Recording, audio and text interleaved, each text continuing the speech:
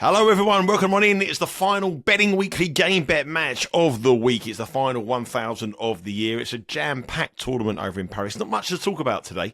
We only have two matches for tomorrow's action with Bet Rivers, the best prices.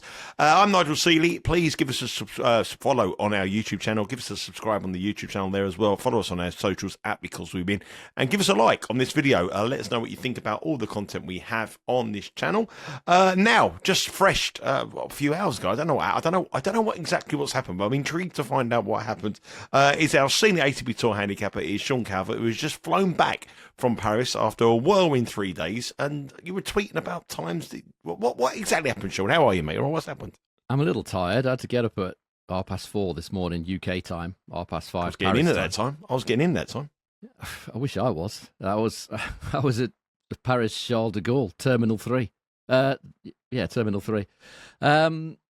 What happened? They changed my flight time. I mean, they didn't change it like a day in advance. They did change it a week or two ago, but everything is already set by then. You know, you've made plans, you've booked hotels, all this sort of stuff. They casually send you an email, don't they? You've seen these emails. They send, normally it's only a few minutes, isn't it? They normally say, the times of your flight has been changed. It is now 7:30 instead of 7:15 or whatever. You've seen these emails. They do this all the time. This one was like 4 hours. Instead of your flight is at 11 o'clock in the morning, very nice, not a problem. It's now 7 o'clock in the morning. So there's no way I'm getting from the centre of Paris, or more accurately, La Défense Arena, which is kind of not exactly that easy to get to Charles de Gaulle at that time in the morning. So I had to move to a hotel that was literally in the airport so that I could get up at I started to get up at 5:30. I get up at 5:30 and then get obviously to the airport. I was on the plane at 5:45 or something UK time. So yeah, that's what I've got a problem with. The interesting thing was that the airline involved did send me one of those standard emails. How was your flight? Was everything okay? That was a mistake on their part. How long was the email back? It wasn't that long. It was short and perfunctory, to the point. My flight was terrible because you guys have moved it from a very nice casual 11 a.m. to 7 a.m. So, I had to move hotels, all the rest of it. So, yeah, it's a bit of it's just annoying, isn't it? So there you go. But you're back, and I can hear the rain actually belting on your office there. Hammering it down, yeah. Yeah, so I went out. My missus is not talking to me this morning, so I went out. I'm not surprised. Buy birthday cards. What do you mean not surprised? You didn't get in till about 4 o'clock, did you? I told her I'll be home at 10 o'clock that night. I got in. I didn't say specifically night. I said I'll be home by 10. I didn't say AM or PM. I got in before them, so I'm okay. Anyway, we're not here for these kind of conversations. No. We're here for the betting conversations, and we have two matches, as I say. But before we go on to the two matches that we're going to discuss, you've got some stats about the withdrawals and various different things there that we're quite interested, because the betting actually. The two matches we're going to talk about aren't really that interesting from a betting perspective. Some people might think so, but there's only two of them because of the way the tournament is done here in the 1,000s that go on for a week. But you've got some stats on the retirements. Tell us a little bit about more of that. This is how I spend my time when I'm when I'm on these trips. Airport lounges, yeah. In airport lounges, airport hotels, whatever. I thought I'd go through each tournament individually because it just seems like there's been an absolute ton of retirements or withdrawals this season. So I went through every tournament one by one, which I have a list of here. I'm just scrolling down. It takes a while to scroll down it. So by my reckoning, this season there's been, how many retirements or withdrawals do you reckon there's been so far in 2025? Bearing in mind there's been 56 tournaments so far. This is I would say on average. This is not before. This is after the draw has come out. Not pre-draw withdrawals. Okay, I'm going to go. If I make you an over/under, I'm going to go 155 over and under. Okay, well, it's under. How much under? A fair bit under. I thought I can tell you what the number is. The number is which I thought was big, is 125. Retirements. But we've been on 120 of them. We've been on a lot of them. 125 retirements or withdrawals so far. That doesn't include Paris. That's 2.23 per tournament. I haven't. But I reckon that's gone up to much more in the latter stage of the season. I reckon it's gone up from an average of 2.3. But the last, I can tell you. The reason I thought it was high is because the last few months it seems to be loads of them. The last few months. Well, it was 5 in Basel, one of ours, Mensik. There was a couple in Stockholm. There was 7 in Shanghai when it was insanely hot and humid. 3 in Beijing. There was 7 in the US Open. 8 in Cincy when it was incredibly hot and humid there as well. 5 in Toronto. So yeah, I haven't looked. I'll have to obviously look back on previous years, but that seems high to me. 125 withdrawals, of which we've had probably about 15 of them, I think. So I guess if you're looking at that way, you've only had about 15 out of 125. That might not be too bad. But some of these are guys that you would never pick a bet in on the outrights anyway. Some of them are like 250 to 1 shots or whatever.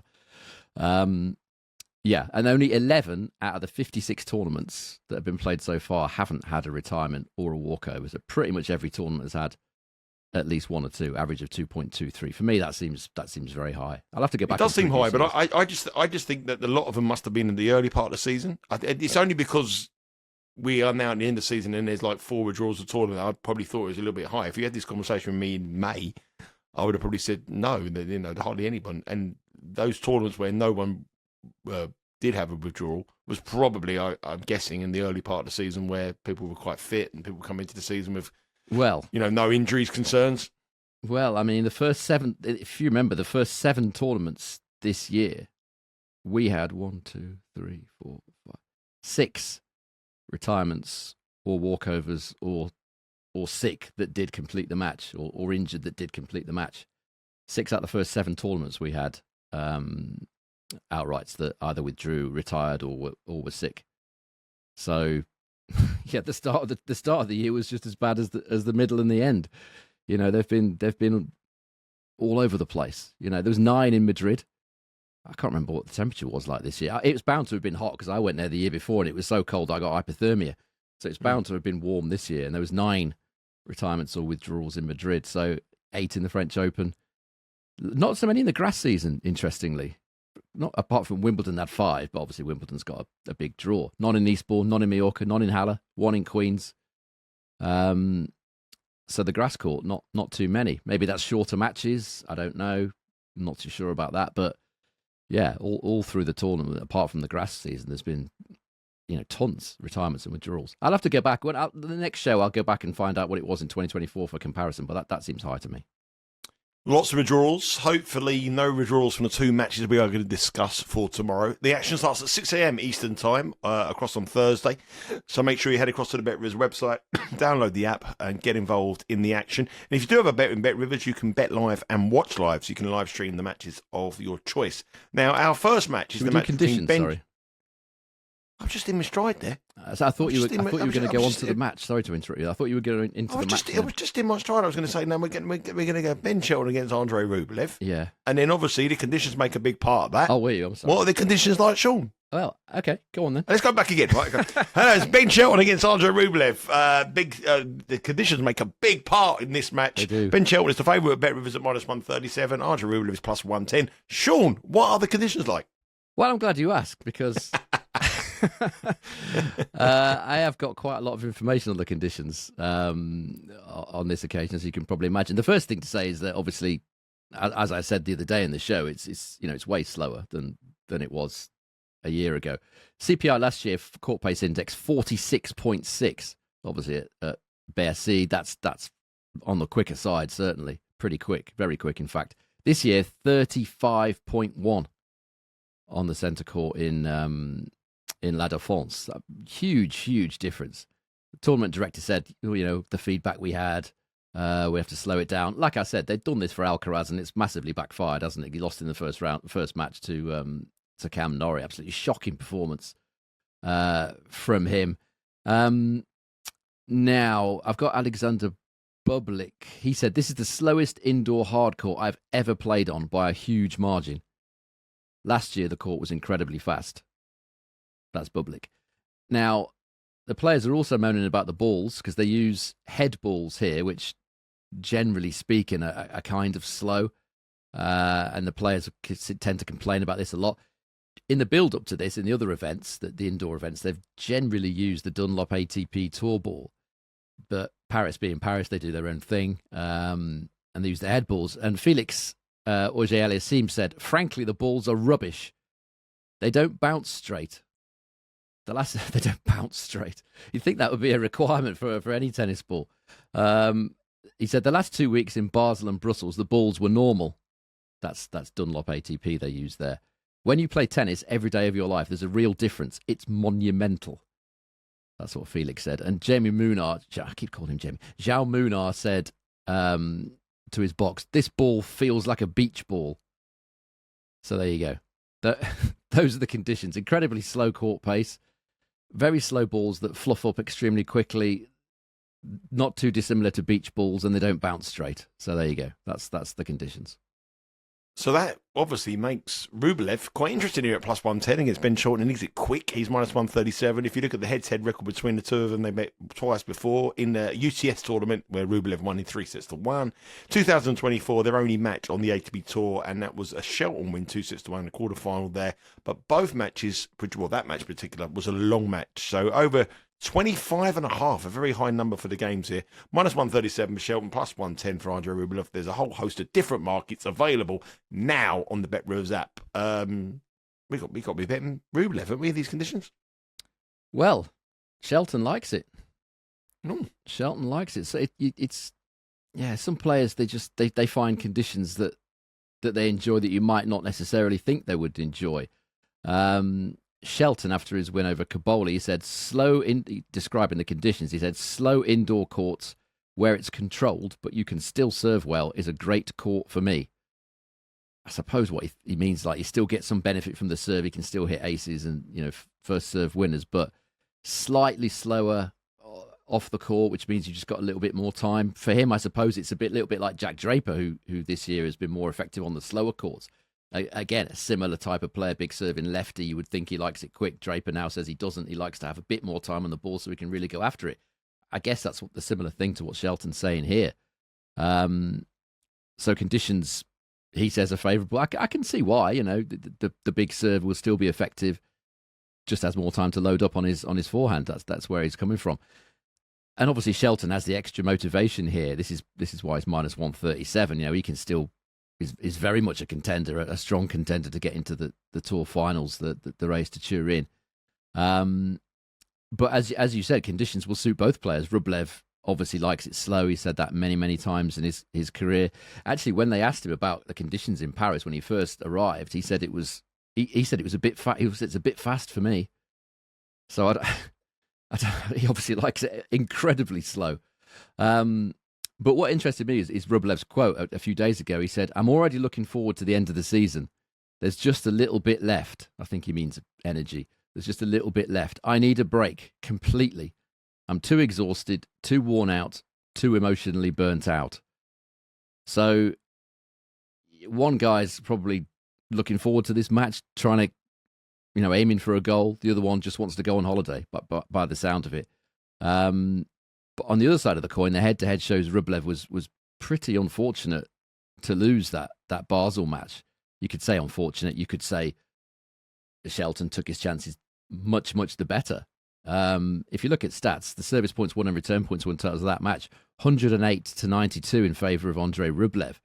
Shelton only winning 20% of return points, but they were pretty quick conditions in Basel last year, very quick, in fact. Now you're coming back to the other point. Maybe Shelton is more effective in the slower conditions here. Get a little bit more time on return, a little bit more time to wind up that forehand. Hopefully, from his point of view, he'll win more return points. Because it was a very serve-dominated match, that one in Basel, but much quicker conditions. Shelton won 69% of second serve points that day. Rublev was very good as well, 63%. So serves were completely dominant. Rublev was winning 81% of all of his service points. In much quicker conditions. But the key stat was the break points. You could just basically boil it down to this. Rublev, 0 from 6 on break point chances. Shelton, 2 from 2 on break point chances. So Shelton, much, much, much the more clinical of the two in terms of taking his chances and winning the match. A match that on the balance of play perhaps didn't really deserve to win. But that's what Shelton does, as I've mentioned before. And if you go to, anybody can access this. If you go to the ATP Tour's website on their stats section, they've got this thing called under pressure rankings, which they work out from, break points won, break points saved, all that sort of stuff. And Shelton is 4th in the world in those rankings over the last 12 months. He's only behind Sinner, Alcaraz, and strangely, Grigor Dimitrov. I didn't expect to see Dimitrov that high in the under pressure rankings. I'd have had him much lower myself, but the statistics say that he's the 3rd best in the world, and Shelton is 4th. Rublev, on the other hand, have a guess where Rublev is in the under pressure rankings in the last 12 months? Not in the top 30. He's not in the top 30. 50. Nope. Getting close. 102. No, he's considering this guy's a top 20 player, top 10 for a lot of his career. He's 55th in the rankings for under pressure, and that would be a good example of what's happened in that match. The guy that can play well on the big points against the guy that in the last 12 months hasn't played well on the big points, and the difference between the top players is usually that mental edge, isn't it? That the ability is pretty similar. Who can produce when they need to, and that was Ben Shelton in that particular match. And you can sort of see why, if you've ever watched these two players for a period of time. Shelton, very, very positive body language. Everything's come on, let's do this. And Rublev, completely the opposite.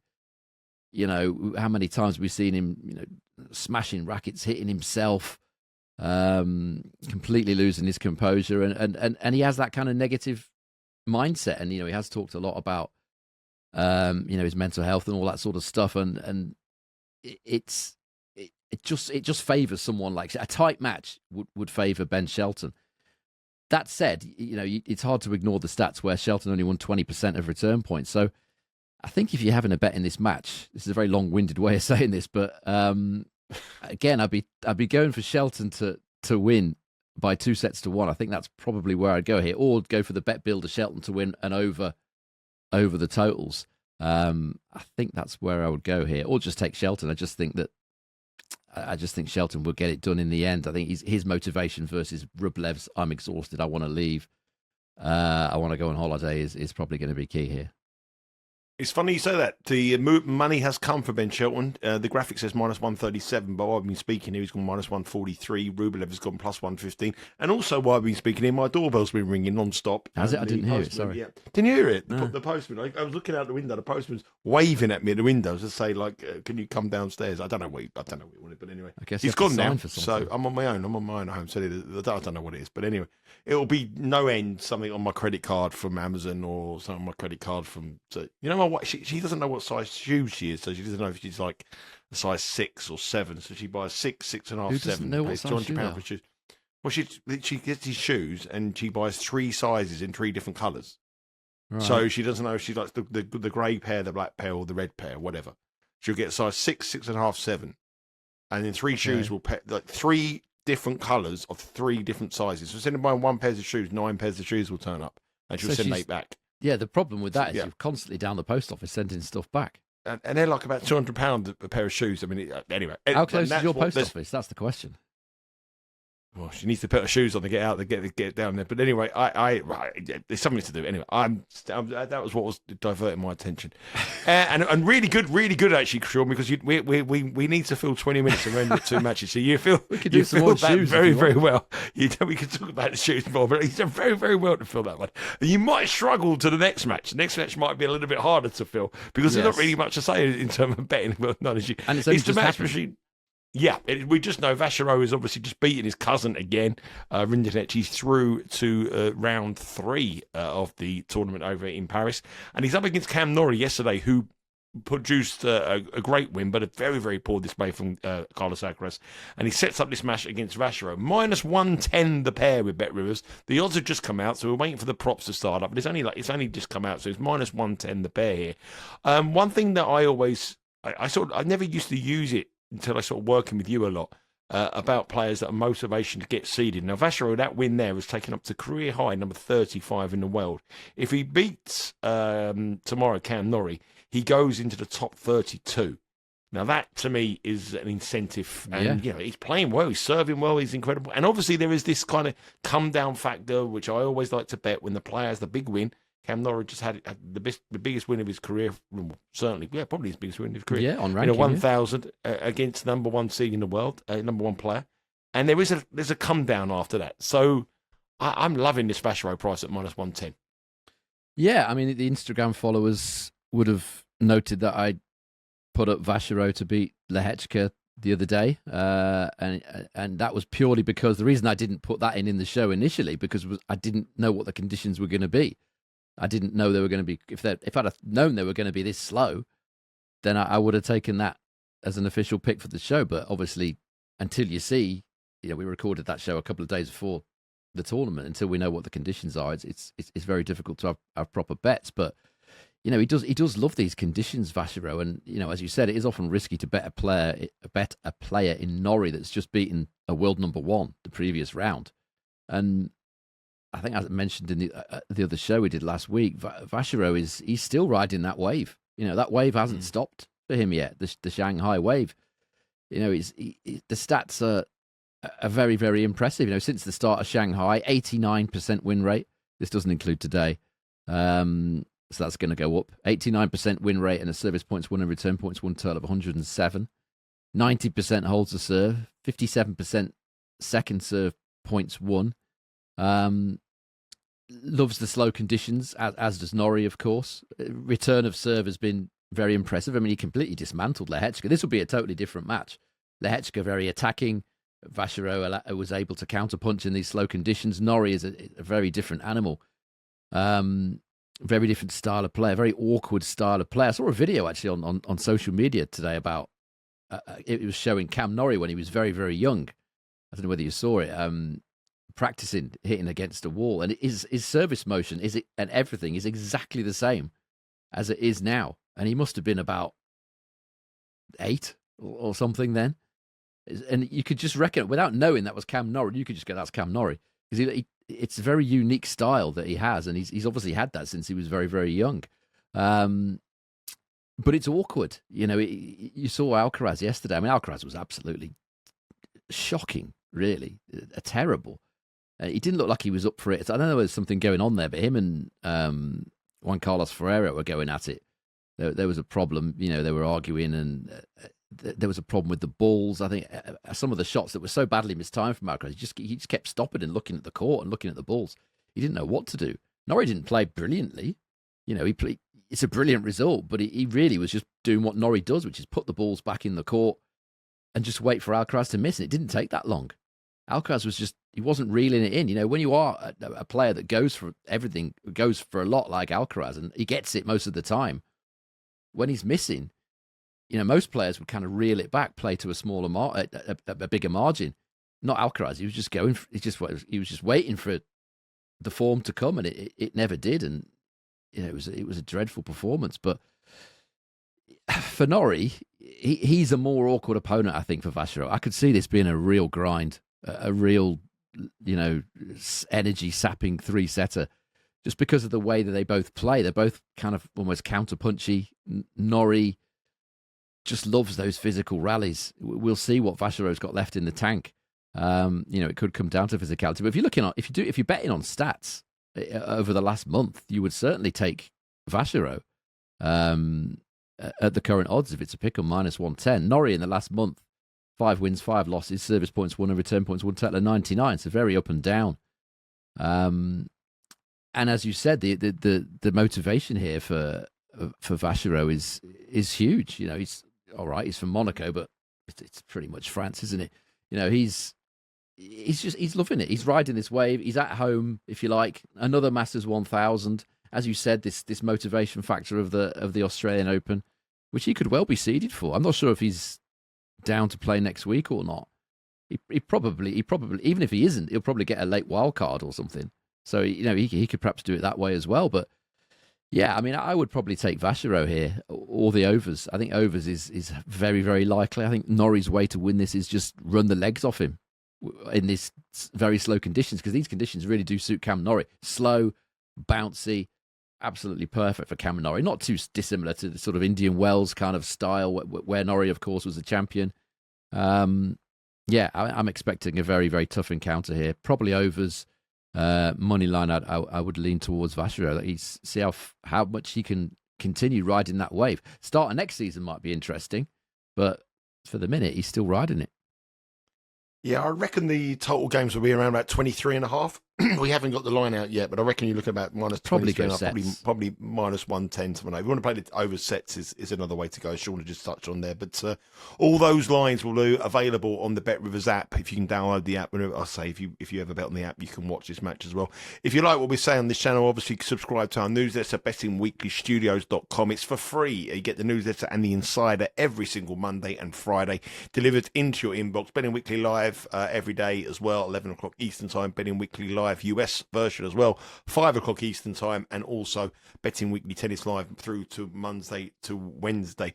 Next week we have the final tournaments of the year. 2 tournaments in Athens and Metz, and myself and Sean will be back on Sunday to preview those tournaments. But that is it for this week. Only 2 matches, I'm afraid, because of this one, the way that we moan about it. We moan about being this tournament, but it gives us a limited amount of matches to talk Very about. limited, There's 2 interesting games there. I mean, have we got an official play? Are we going to go officially on anything? There's no official play today, no. We've only got these 2 matches. There's nothing strong enough. I'd be tempted with Shelton, but that price now minus 143, that's probably a bit skinny for me.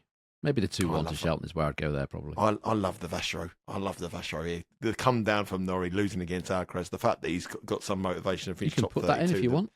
No, I'm not. Not so. Every time I've ever been talked into doing something, it's always gone wrong. But I will be betting Vacherot. Hopefully, you'll be betting Vacherot as well. Hopefully, he cashes.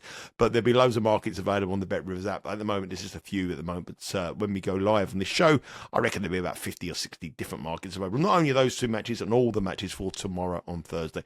Sean, thank you very much for your time. Get back to bed. I know it's been a long travelling day, and good luck with all your bets for the day. Hopefully, we end the season with a little bit more cash, and we're back on Sunday previewing the tournaments, the 250 in Athens and the 250 in Metz. The ATP Tour continues in France for the final weeks of the season. Take care. See you later. Bye-bye.